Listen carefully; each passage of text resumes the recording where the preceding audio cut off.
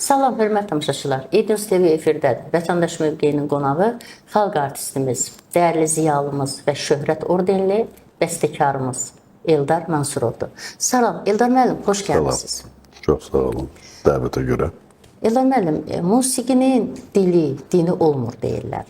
Musiqiçi ailəsinə doğulmusunuz, Bakının İçəri şəhərində doğulmusunuz və Eldar Mansurov artıq bu günləri öz sözünü demiş bir sənətkardır. Bugün musiqimizin vəziyyətindən istəyərdim danışasınız. Bugün bəzi bayaqlaşmış musiqilər başalıb gedir. Sizcə bu bayaqlaşmış musiqi bayağı bəstəkarlardandır, dinləyicilərdəndir? İş o yerdədir ki, təkcə Azərbaycanda deyil bu proses, bütün dünyada bu proses. Musiqinin deyərdim ki, ən belə pik nöqtəsi keçən əsrin 60-cı illəri idi, 70-ci illəri və 80-ci illərdə bir balaca hesablamaq olar. 90-cı ildən bugünə qədər deyərdim ki, musiqinin yavaş-yavaş tənəzzülü başlandı. O da nədən gəlir? Bilirsiniz, o da ümumi zaman deyərdim ki, belə bir proses gedir indi. Məsələn, keçmişdə doğrudan hər şeyə peşəkarlar baxırdılar, peşəkarlar məşğul olurdular. Məsələn, peşəkarların etdiyi işlər, onlar uzun illər, 10 illər, 100 illər yaşayırdı olan əsərləri. Məsələn, Leonardo da Vinci'nin çəkdikləri, Renoir'ın çəkdikləri, Manet'in çəkdikləri, hamısı görün neçə əsrdir bu rəssamların işləri bugünə qədər sayılır, deyərdim ki, dünyanın ən gözəl, deyərdim ki, rəsm işləri kimi və yaxud Charles Chaplin filmləri, məsələn, kino sahəsində və yaxud da götürək Azərbaycan Sovet vaxtında, Sovet dönəmdə çəkdiyi uzaq sahillərdə arşın balalar, o olmasın, bu olsun. Belə şeylərdir. Amma bugünkü kinolarımıza baxın. Göylə yer burada təfavütü var, özü ki, bugünkü kinolar heç baxımı da deyilər.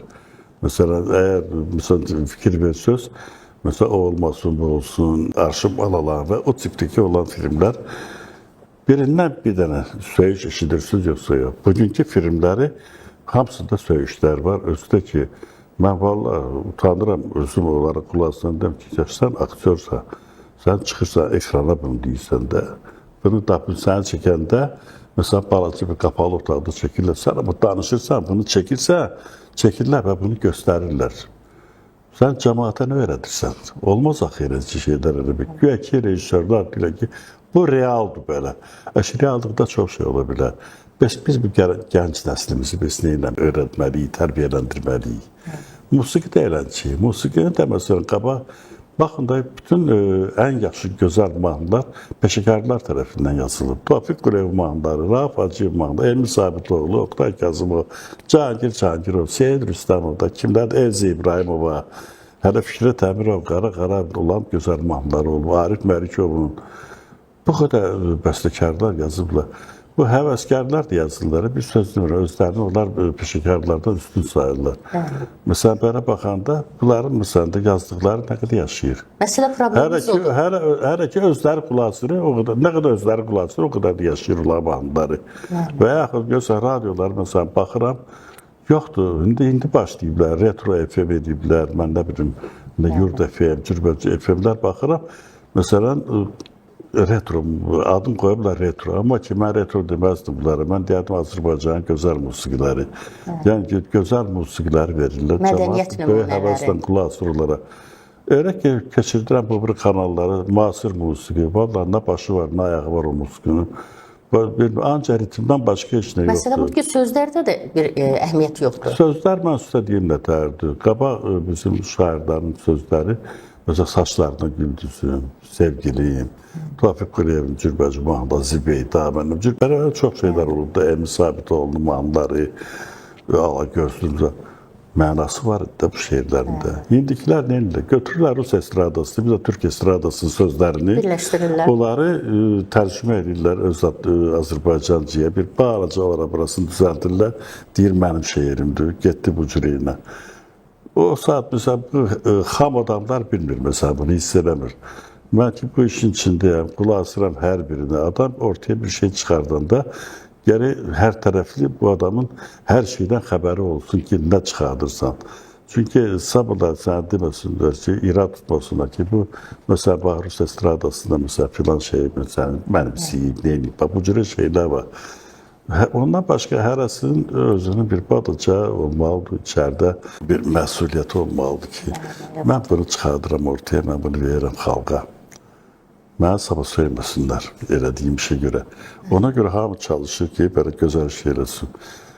Peşəkar, bəstəkar, məsələn, yazır və o arxain də öz musiqisinə, məsələn, görür ki, məsələn, başqa bir şeyə bənziyir, oradan qaçır, çıxardır. Həvəskar götürür, oxşayır, əşi, cəhənnəm oxşayır, nə olar, kim nə deyəcək mənə, mən edirəm. Belə şeylərdir. Eldar müəllim, bu zamandan mı asılıdır, yoxsa bugün sizin qulaq asdığınız gənc bəstəkarlar var ümumiyyətlə? Mən qulaq asmıram onlara. Əvvəla internetə açsın, fırlatsın. Bax, YouTube'da bunların gənclər görürəm ki, var məsələn də, ki, nəsə təzə bir şeyləri. Onları gündəlik musiqi də adlandırmaq olar əslində. Instagramda, mən nə bilim, TikTok'da doldurublar hamısını. Hərdən mənim yaşıtlarım, köhnə yoldaşlar mənə göndərirdi. Bir daha buna bax ki, bu nədir? Məsələn, buna baxıram, milyonlarla, məsələn, baxışı var. Yaxşı musiqinin heç olmayan baxışı yoxdur. Aynen. Belə olur. Senzura var idi. Senzura var idi sizin devrinizdə. Bəlkə senzuranı tətbiq eləmək zamanı gəlib, senzura vaxtı da bəlkə tətbiq eləmək. Senzura deyəndə ki, qabaq vardı, bədii şuralar vardı, senzura vardı, oturub baxırdılar. Efirə çıxan adam bilməli idi nə danışır, bilməli idi nə oxuyur. Məsələn də hər mahnını efirə buraxmırdılar. Baxırdılar onun sözləri nədən gedir. Çünki musiqidə ilişə bilmirlər o qədər. Amma sözlərinə görə ilişmək olur. Baxırdılar onun sözlərinə görə, məsələn, onlar olmaz. Bədii şuralar vardı. İndi deyiliblər bədii şuralar. Mən də o bədii şuralardan birində, ikisində olmuşam bir-iki dəfə. Bu bədii şura bir üstə tərdi. O, deyirlər, quş qoyunları, yəni quş qoymaq üçündür o. Sədr oturur. Tanımış adamları yığıb hamısını bir-birinin yanına otururlar. Bu danışır ki, mən filan şey elədim, filan şey elədim, filan şey elədim. Onlar da, əcəb elədim, qəşəng elədim, budur. Oturur, öz nailiyyətlərindən danışır. Bədii şuradan getmir söhbət. Bədii şurada hərə öz ağrıyan tərəfini danışar. Orada ağrıyan tərəfdən heç kim danışmır. Ancaq onda danışırlar ki, başlayırlar, bizim kanal reytingdə 5-cidir, 3-cüdür və yaxud 2-cidir. Biz gəlir çalışaq birinci olaq, nə eləyək? Və hərdən məsələn bizim bədii şuralarda olmuşam, demişəm ki, qabaq bir dənə kanalımız vardı, Azərbaycan televiziyası. İçində idman da vardı, tamaşa da vardı, film də vardı, nə bilim orada musiqisi də vardı, iqtisad xəbərləri də vardı, siyasəti də vardı, nələri, hamısı vardı. İndi maşallah 3-4 dənə kanal var hərisinin. Yəni vaxt çatmır. Yəni şeydən bilirlər, nə bilim vallah. Biz ona qalır, bizim klasik musiqi demiyorlar ki, yox səviyyəsindədir bu günləri efirlərdə.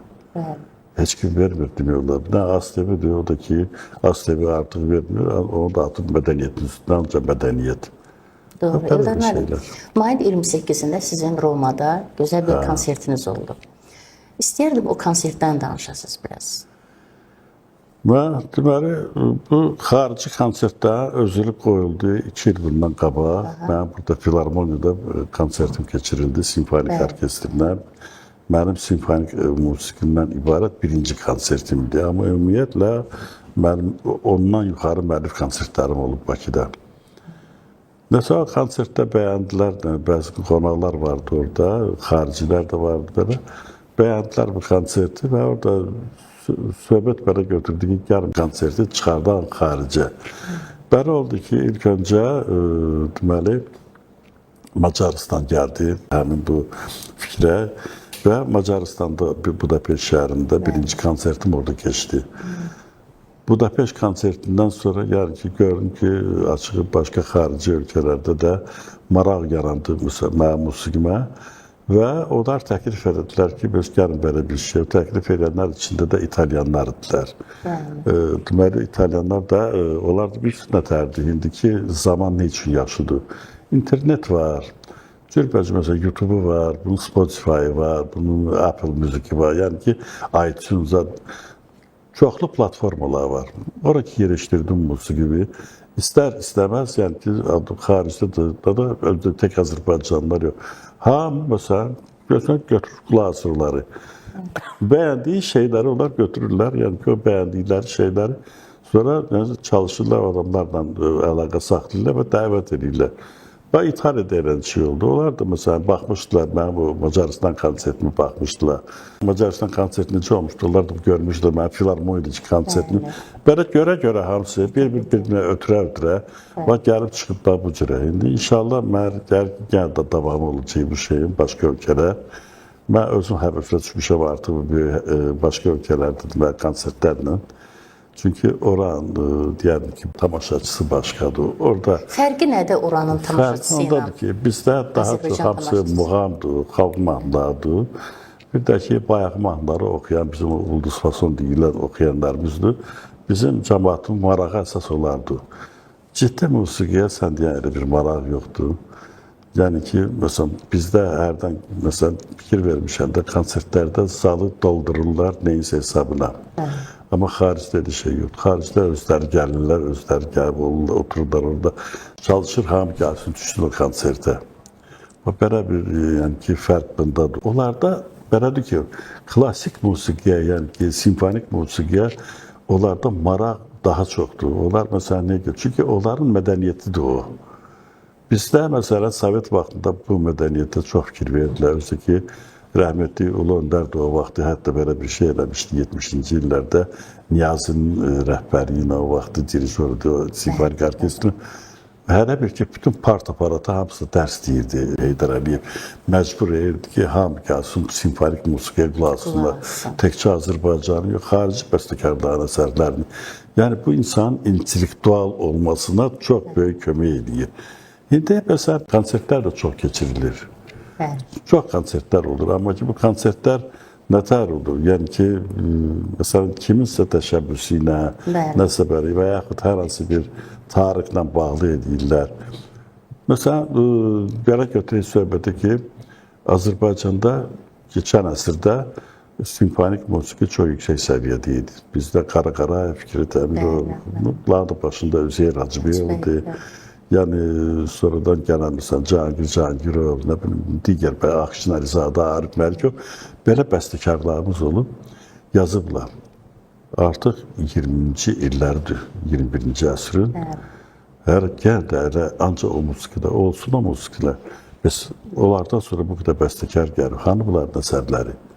Bunlar çıxarmırlar, eləmirlər, bunları çalmaq, eləmək. Ondan başqa, o vaxt müəllimlər vardı.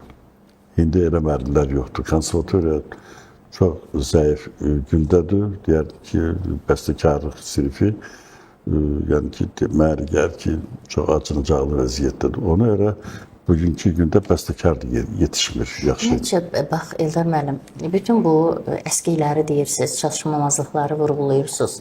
Bir özünüz səviyyədə olan insanları toplayıb həmkarlarınızı bir konfrans, bir briefing keçirmirsiniz, bir öz etirazınızı niyə bildirmirsiniz? Kimə?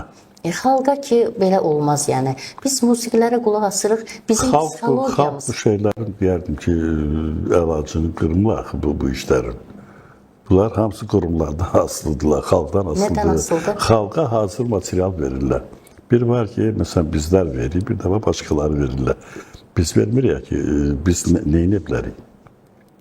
Mən deyirəm, mən gücüm çatır danışmağımı, mən deyirəm danışmağımı. Məsələn, deyirəm, filan şeydən düzəltmək lazımdır. Amma, məsələn də, gücüm nəyə çatır? Mən ancaq öz musiqimlə, öz sözümü deyib, Azərbaycan musiqisini təbliğ edirəm xaricdə. Başqaları da eləsinlər də, başqalarına yardım eləsinlər də, məsələn, nə eləsinlər. Sovet dövründəki ilə bugünkü dövrün nə fərqi var? Fərq böyükdür. Əvvəla mən deyərdim ki, ən böyük fərq təhsildədir. O vaxtın təhsili ilə, indiki təhsillə, göylə yer boyda təfavütü var. Bu yaxınlarda Instagramda bir maraqlı bir şey gördüm. Qoca bir kişi idi, bomja oxşayırdı. Ona elə bir suallar verirdilər ki, Sovet vaxtı bir məktəbli olub, institutda oxuyubsa, nə suallar verirdi, hamısını cavab verirdi. Özü cavan adam, məsələn, sual verə. İndiki cavanlara adi şey soruşursan bilmirlər. Ancaq gərək ya planşeti açsınlar, ya telefonu oxusunlar, internetdəki filan şey. Cavabı nədir? Bu söhbət. Yəni özlərinin deyəlim ki, sandığında, beyin sandığında o şeylər toplanmayıb. İlham müəllim, Bakıda, İçəri şəhərdə doğulmusunuz. Sizin musiqilərinizdə İçəri şəhəri andıran, xatırladan hansı əsərləriniz var? Mənim məndən çox İçəri şəhər haqqında yazan olmayıb. Mən çox yazmışam İçəri şəhər haqqında. Həm mahnılar yazmışam, həm instrumental musiqi. Ümumiyyətlə, mənim yaradıcılığım boyu həmişə İçəri şəhər xətti gedir. Çünki adını İçəri şəhər qoymasan da, musiqilər hamısı öz, deyəlim ki, öz qoxusu ilə İçəri şəhəri göstərir. İçəri şəhəri fərqləndirən nədir? Xüsusiyyətləri, adət-ənənələri, özəlliyi? Keçmişdə mən atamdan eşitmişəm, özüm də uşaqlığımda bəzi şeylər görmüşəm. Yəni ki, atam da danışardı ki, İçəri şəhərini fərqləndirən onun cəmaatı idi. İçəri şəhərlər biz başqa adamlar. Cəmaatın nəyi, məsələn? Yox, üstünlükləri nə idi? Xasiyyətləri idi. Yəni ki, bunlar İçəri şəhərlər mərd olublar həmişə. Yəni ki, sözü deyən, işi görən, özü də möhkəm olublar öz işlərində. Demirəm, başqa yerlərdə olmayıb, hər yerdə olub. Amma burada daha çox olub bu şeylər. Məsələn, burada yalandan, məsələn, sən ora sənə, məsələn, şeydir, düşmanına görsən, qızın da gəldi, sən öldür, belə söhbətlər vardı, kişi söhbətləri. Yəni ki, belə şeylər olub. İndikilər belə şeylər eləmirlər, indi belə şeylər yoxdur. Yəni, sən çox xırdalamaq istəmirəm, çünki bugün İçəri şəhərdə yaşayan İçəri şəhər əhli, onlar da özlərini İçəri şəhəri sayılırlar, çünki onlar da 2 nəsil artıq İçəri şəhərdə yaşayırlar. Amma mən danışdığım köhnə nəsil İçəri şəhərlərdir, hansılar ki, 200-300 il beləcə və ondan artıq olan nəsillərin kökləridir. Amma İçəri şəhəri çox az qalıb, barmağının sayılası qədər qalıb. Təəssüf. İlham müəllim, musiqinin dəyişən ruhuna münasibətiniz zamanla? Bu zamanı bayaqlar bir dənə sözünü dedim ki, təkcə Azərbaycanda deyil, bütün dünyada belədir.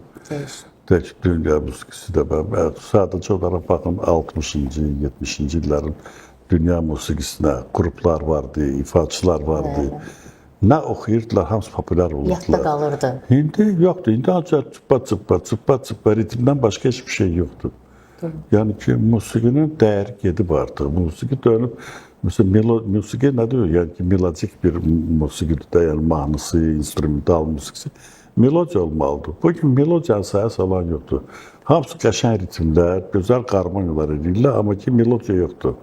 Belə şeylərlə musiqini öldürüblər. Ondan başqa məsələn, bugünkü məsələn də götürürlər, mənim məsələn başıma oyun açırlar. Hərdən görüm cavan oxuyanlar, gəlgədə mən filan mahnımızı götürmüşəm, onu hazırlamışam. Aranjman eləmək. Deyirəm, göndər qulaqsın. Görürəm, mənim mahnımın bir dənə hissəsini, balaca bir hissəsini götürüb, salıb deməli bir kompilasiyanın içinə. Görürəm ki, məsələn, bunu şey edir. Deyirəm, yaxşı, bu mənim musiqim haradadır burada? Deyir, məsələn, sizin musiqim, deyirəm, yox, mənim musiqim deyil. Mənim musiqim, bunun balaca bir hissəsidir. Yerdə qalan kimindir? Deyir, aranjmançı edib, onu dedim, çox gözəl. Aranjmançının adını yaz gəlində, mənim adımın yanındakı o eləyib bunu. Çünki sabahlar mən musiqilərimi tanıyan adam, mənim musiqimi eşidən adam, bilir mənim dəstixəttimi. Mənə deyəcək ki, Eldar Mansur da deyəsən başı xarab olur, o da başlayıb belə yazmağa bunlar kimi. Mən cəmaata fərqini göstərib ki, atam balası, bunu mən yazmışam, bunu onlar yazıblar. Bax, belə şeylərdir. Onu elə bax, bu fərq zamanıncadır. Tək burada yox, bütün dünyada belədir. Azərbaycan musiqisinin dünyaya çıxışı üçün hansı addımlar? Azərbaycan musiqisi dünyaya çıxıb, Sovet vaxtından çıxmışdı. UNESCO-da məsələn, muğamlarımızı ilk dəfə çıxardan mənim atam olub, yəni ki, UNESCO xətti ilə tanıtıb, eləyib, 2 dənə plastikaları çıxıb böyük. Sonra atam birinci kompakt disklər deməli, xaricdə mənim atamın ifasında çıxıb, o vaxtı, Sovet vaxtında elə. Yəni ki, bunlar gedib, bizdə 21-ci əsrdə eləncikləri götürün, Arif Qasımov məsələn də ifası, Azərbaycan musiqisi, xalq musiqisi nə qədər çıxartdı irəli. Sonra simfonik musiqilərimiz bizim Məsələn, qabaqlar var idi bu şey. Məsələn, bizim orkestrdən, məsələn, Rauf Abdullayev idi. Bizim orkestrdən gedirdi, çıxış edirdi Fransada, başqa ölkələrdə. İndi yoxdur, deyərdim ki, praktika. Yəni, indi adətən, mən də özüm də edirəm indi, dirijor götürürəm, dirijorla bir yerdə gedirik, yerli orkestrlə mənim musiqilərimi hazırlayır, çıxıb konsert veririk. Amma xaricə, məsələn, bizim orkestrdə getməyi nə üçün yaxşı olur da gedir, gözü açılır, bir balcı baxır oradakı ab-havaya, orada musiqiçilər necə işləyirlər, necə məşq edirlər, necə konsertdə çalırlar. Bu şeylər hamısı lazımdır inkişaf üçün. Bizdə oturmuşuq, ancaq yerli səviyyədə konsertlər edirik və deyirik ki, belə, estradamızı çalışırıq çıxarda. Nədənsə götürüblər əsas bütün bu işlərdə Avrovisionu. Avrovision bizim estradanın, deyəlim ki, göstəricisi deyil. Avrovision vəbşə, məsələn, baxanda da, baxın, sadəcə 50-ci, 60-cı illərdə, lap belə 70-ci illərin Avroviziya yarışmalarına baxın. Görün, kimlər oxuyublar orada, görün, necə mahnılar oxuyublar. Hamısı da populyar olub. Baxın, bizim dövrün Avroviziyasına bambaşqa bir şeydir. Yəni, o musiqilər yoxdur. O populyar, məsələn, populyar olan musiqilər, şlager olan musiqilər yoxdur. Yadda qalan ifaçılar. Məsələn, birinci dəfə Dominik Madunyo 56-cı, 57-ci ildə İtalyan müğənnisi çıxmışdı, məsələn, birinci Avroviziyada. O vaxtdan gəlib bugünə qədərdir, məsələn, o adam oxuyur edir. O adam, orada çıxan adam bugünə qədər o adını hamı bilir. Amma bizdə bu qədər gedir, gəlir. Amma bu bizim göstəricimiz deyil. Eldar müəllim, gənc bəstəkarlara, musiqişünaslara nə tövsiyələr verərdiniz? Könlünüzdən nə keçirdi demək? Belə söz mən belə başa düşürəm. Hər öz işi ilə məşğul olmalıdır. Əgər bu adam görür ki, məsələn, bu müəllimi zadı görür ki, qabında nəsə var, buna tövsiyə eləməlidir, işləsin. Qabında işini yoxdursa, bu sahəni geri boş bıraksın, geçsin, başqa işlə məşğul olsun. Sizin tələbələriniz olub? Mən yox, mən dərs demirəm.